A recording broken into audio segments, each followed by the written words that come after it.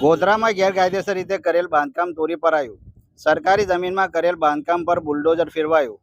Signal ફરિયાના નાગા તલાવડી વિસ્તારમાં સરકારી જમીન પરના 35 જેટલા કાચા પાકા મકાનો તોડી પાડવામાં આવ્યા. ગોધરા નગરપાલિકા, મહેસૂલ વિભાગ, માર્ગ અને મકાન વિભાગ જીબીની ટીમની સાથે રાખીને પોલીસના મોટા કાફલાની હાજરીમાં બુલડોઝર ફેરવવાની કામગીરી હાથ ધરવામાં આવી.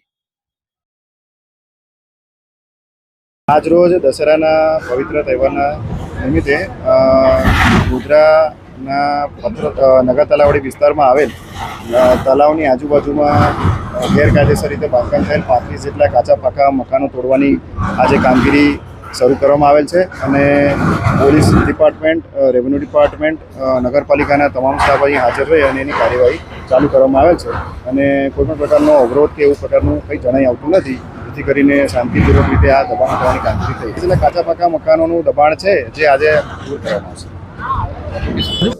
વિજયાદશમીના તહેવાર નિમિત્તે વિજયાદશમીનો પર્વ જેવું કહે છે કે આજનો દિવસ છે એ અસત્ય પર સત્યનો વિજય દર્શાવે છે.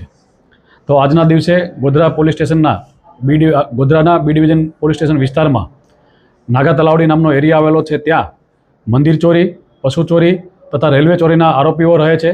સાથે સાથે અમુક લોકો જે છે અસામાજિક પ્રવૃત્તિઓ સાથે સંકળાયેલા હોય છે.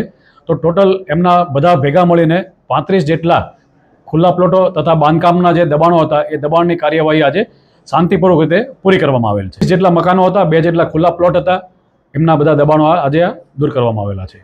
અત્યાર સુધીમાં અમારા જે આંકડા છે એમાં 8 આરોપીઓ છે કે જેના વિરુદ્ધમાં પશુ ચોરી, મંદિર ચોરી અને રેલવે ચોરીના જે આરોપી છે એના સિવાયના બીજા છે એ ગેરકાયદેસર પ્રવૃત્તિ કરવાની ટેવવાળા છે. એ લોકોના મકાનોના દબાણો દૂર કરેલા. છેલ્લા 20 દિવસથી અમારી ચાલતી હતી અને કલેક્ટર સરશ્રી તથા અમારા ઉપરી અધિકારી શ્રી તથા લોકલ જે ટીમ છે, નગરપાલિકા છે, ઉપરાંતમાં આરોગ્યની ટીમ છે, એક્ઝિક્યુટિવ મેજિસ્ટ્રેટ છે, આ બધાને સાથે રાખી અને પહેલાં માપણી બધી કરાવેલી હતી. આ બધી પ્રોસિજર પૂર્ણ થઈ ગયેલી હતી અને આ જે નવરાત્રિના દરમિયાન આજનો આજે આપણે પર્વ છે એ પર્વને અનુલક્ષીને કે આવા લોકોને ભવિષ્યમાં એમને જ્ઞાન મળે કે આપણે કોઈપણ પ્રકારની અસામાજિક પ્રવૃત્તિ કરશું, કાયદો અને વ્યવસ્થાને બગાડવા માટે પ્રયત્ન કરશું તો આપણા ઘર પણ તૂટી શકે છે.